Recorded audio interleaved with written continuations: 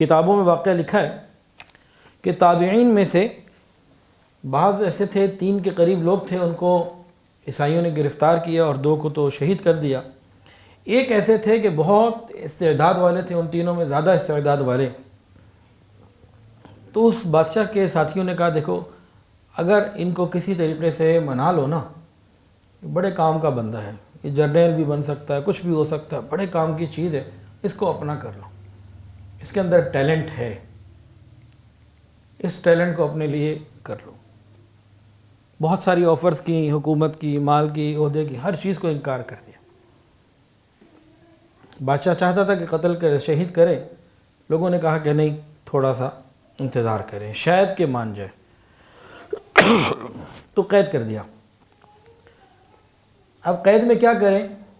تو کفر نے ہمیشہ یہی کیا کہ اپنی عورتوں کے ذریعے، بے حیائی کے ذریعے مسلمانوں کو خراب کرنے کی کوشش کی، اور وہ اس وقت اس اپنی مہم میں پورے کامیاب ہو چکے۔ انہوں نے کیا کیا؟ بادشاہ نے شہزادی کو، اپنی جوان العمر بیٹی کو بھیجا کہ دیکھو تم ان کی خدمت بھی کرو، کھلاؤ پلاؤ، اور ان کے لیے کچھ سازگار ماحول بنا دو، اور اس بندے کو کسی طریقے سے اپنا کر لو۔ شہزادی آتی رہی، 7 دن تقریباً دن رات آتی رہی، اپنی طرف سے پوری کوششیں کرتی رہی۔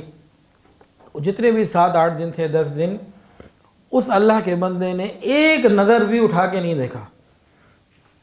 شہزادی تنگ آ گئی، کہا یہ کیا بات ہے، آخر مجھے دیکھتے کیوں نہیں؟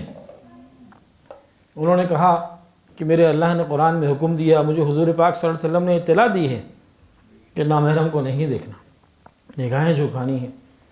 آپ کی استقامت کی وجہ سے وہ کہنے لگی اچھا مجھے ہی کلمہ پڑھا دو، مجھے بھی ایسا بنا لو۔ شکار کرنے آئی تھی، شکار ہو گئی، کلمہ پڑھ لیا، کچھ اللہ رسول کی بات وہ بتاتے رہے، وہ سنتی رہی۔ اب کچھ 1-2-4 دن کے بعد کہنے لگی کہ اب میں مسلمان ہو چکی، میرا اس گھر میں رہنا مشکل، کوئی تدبیر کریں۔ انہوں نے کہا میں کیا تدبیر کروں، تدبیر تو تم نے کرنی ہے۔ انہوں نے کہا اچھا ٹھیک ہے، میں اپنے والد سے کہتی ہوں کہ ہم نے سیر پہ جنگل جانا ہے، تو آپ ہمارے لیے سواریوں کا اہتمام کریں۔ اس نے بات کی، بادشاہ نے سوچا کہ چلو کام قریب آ رہا ہے، اب یہ پکنک پہ جائیں گے تو بس معاملہ ہمارا حل ہو گیا۔ اس نے سواریاں دے دیں، چیزیں دے دیں۔